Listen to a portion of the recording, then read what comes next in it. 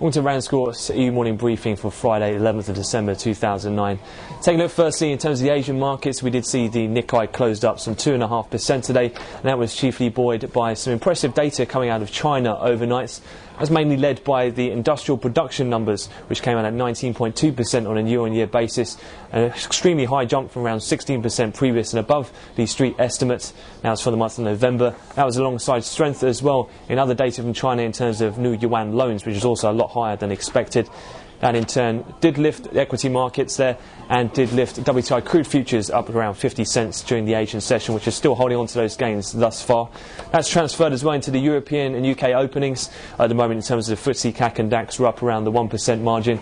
As mentioned, with oil prices moving higher on the back of that strength, we are being chiefly buoyed by basic material stocks at the moment. Elsewhere as well, we've seen a bit of an easing in terms of some of the sovereign fears, especially within the Eurozone.